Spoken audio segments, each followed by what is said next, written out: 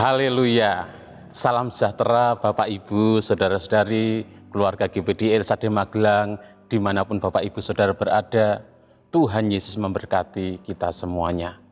Kembali hari ini kita akan bersama-sama belajar firman Tuhan, dan firman Tuhan saya ambil dari Kitab Keluaran pasal 28. Kitab Keluaran pasal 28, saya akan bacakan ayat yang kedua dan 3.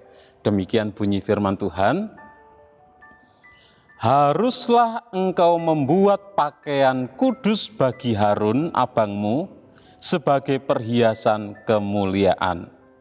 Haruslah engkau mengatakan kepada semua orang yang ahli, yang telah kupenuhi dengan roh keahlian, membuat pakaian Harun untuk menguduskan dia, supaya dipegangnya jabatan imam bagiku. Puji Tuhan, Bapak Ibu Saudara yang kasih Tuhan, di dalam Keluaran pasal yang ke-28 ini berisi mengenai pakaian imam.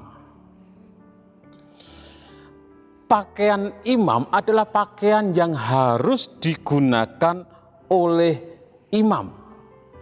Dan di dalam pasal 28 ini dijelaskan bahwa Harunlah yang dipilih oleh Tuhan menjadi imam.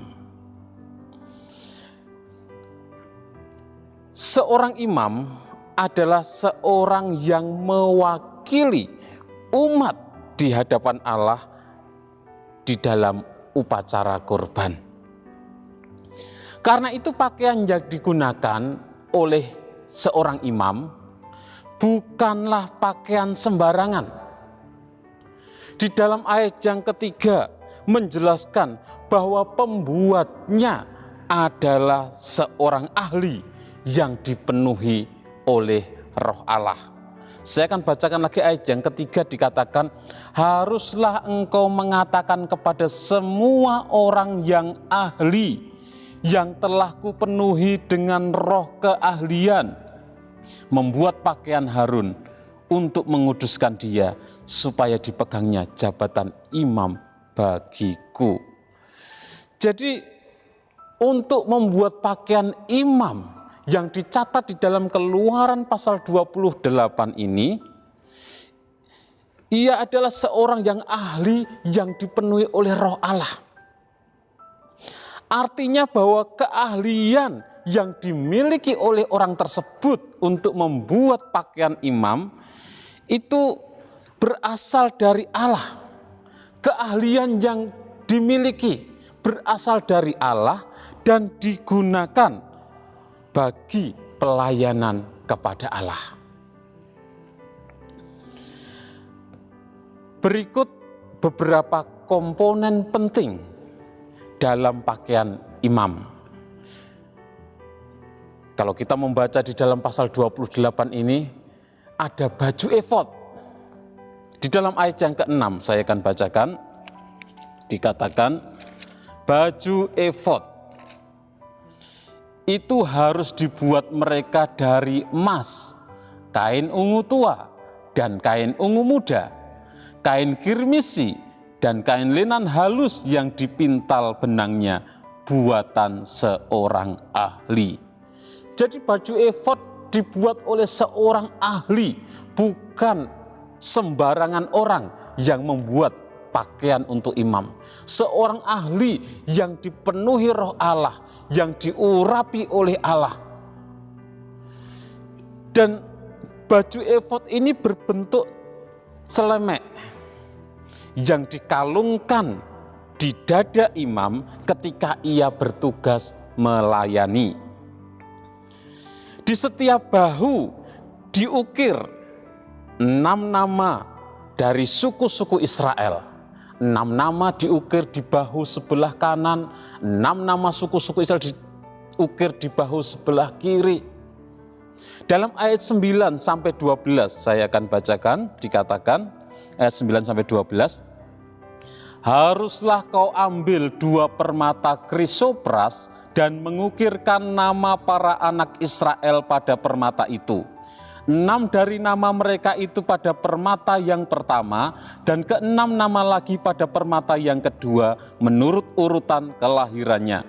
Seperti buatan seorang pengasah permata, diukirkan seperti meterai. Demikianlah harus kau ukirkan pada kedua permata itu nama para anak Israel.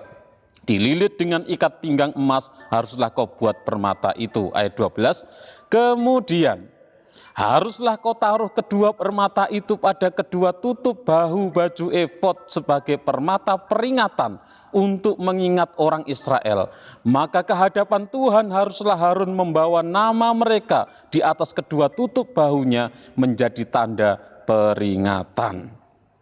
Jadi di setiap bahu dari baju efod itu terukir 6 nama dari suku Israel di sebelah kanan, 6 nama dari suku Israel di sebelah kiri. Artinya bahwa seorang imam mewakili seluruh bangsa, atau seorang imam memikul beban mereka ketika dia menghadap Allah. Jadi seorang imam mewakili seluruh bangsa, memikul beban seluruh bangsa di saat dia menghadap Allah. Baju efod ini berhiaskan emas dan dari kain ungu yang mirip dengan warna kemah suci. Ini menunjukkan kehadiran Allah di tengah bangsa Israel. Menunjukkan kehadiran Allah di tengah umatnya. Sekaligus menunjukkan kasih Allah kepada umatnya. Menunjukkan kasih Allah kepada bangsa tersebut. Hal ini diperlihatkan melalui pengukiran ke-12 nama suku itu pada batu mulia yang tidak dapat dihapus. Jadi menunjukkan kehadiran Allah di tengah umatnya, menunjukkan kasih Allah kepada umatnya. Bapak Ibu saudara yang dikasihi oleh Tuhan, komponen penting dalam pakaian imam yang selanjutnya adalah tutup dada. Dalam ayat yang ke-15 dikatakan, ayat 15, tutup dada. Haruslah engkau membuat tutup dada pernyataan keputusan, buatan seorang ahli, buatannya sama dengan baju efod. Demikianlah harus engkau membuatnya, yakni dari emas, kain ungu tua, kain ungu muda, kain kirmisi, dan lenan halus yang dipintal benangnya haruslah engkau membuatnya. Jadi tutup dada ini juga dibuat oleh seorang ahli, bukan orang sembarangan. Orang-orang pilihan, orang-orang yang diurapi Tuhan, orang-orang yang diberikan hikmat, diberikan keahlian oleh Tuhan untuk membuat baju imam, pakaian imam, baik baju efod maupun tutup dada. Pentingnya jabatan imam ditandai dengan adanya tutup dada dari pakaian imam. Tutup dada itu tempat penyimpanan undian kudus, yaitu Urim dan Tumim. Dalam ayat yang ke-30 dicatat, saya akan bacakan ayat yang ke-30, Keluaran 28 ayat 30. Dan di dalam tutup dada pernyataan keputusan itu haruslah kau taruh Urim dan Tumim. Haruslah itu di atas jantung Harun apabila ia masuk menghadap Tuhan, dan Harun harus tetap membawa keputusan bagi orang Israel di atas jantungnya di hadapan Tuhan. Dan letaknya di atas jantung. Kita sudah membaca letaknya yang pas di atas jantung, mengingatkan bahwa keadilan dimulai dari Allah. Jadi itu mengingatkan keadilan itu dimulai dari Allah, dan Allah memiliki otoritas, Allah memiliki kuasa untuk mengadili umatnya. Allah memiliki otoritas, Allah memiliki kuasa untuk mengadili bangsa Israel sebagai umatnya. Keadilan dimulai dari Allah. Patam yang diikatkan pada dahi imam yang bertuliskan kudus bagi Allah adalah isyarat atau pertanda bagi imam untuk menguduskan dirinya sebelum melayani Allah yang kudus serta sebelum menguduskan umatnya. Dalam ayat 36 dikatakan, ayat 36, juga haruslah engkau membuat patam dari emas murni, dan pada patam itu kau diukirkan seperti meterai kudus bagi Tuhan.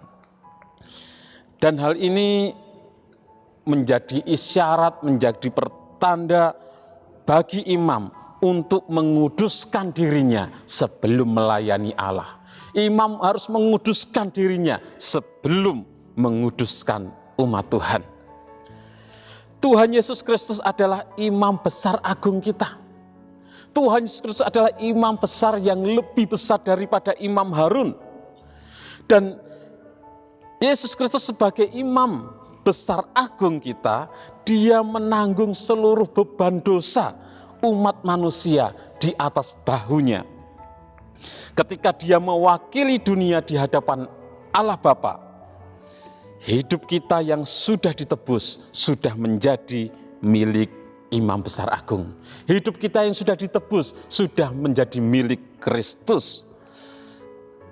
Dan bila kita sudah menjadi miliknya, maka kita harus hidup seturut dengan kehendaknya. Bapak Ibu Saudara yang dikasihi oleh Tuhan, Tuhan Yesus Kristus sudah menanggung beban dosa di atas bahunya, menanggung beban dosa kita, menanggung beban dosa saya, beban dosa Bapak Ibu Saudara, beban dosa seisi dunia. Dan kita umat-umatnya yang percaya kepadanya, kita sudah ditebus, kita menjadi milik Kristus, sehingga kita pun harus hidup sesuai dengan kehendaknya.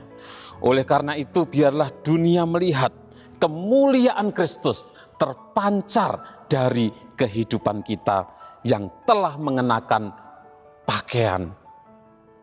Kita adalah imamat yang rajani, kita adalah imam-imam, kita harus mengenakan pakaian imam, pakaian kekudusan, pakaian keadilan, pakaian kebenaran.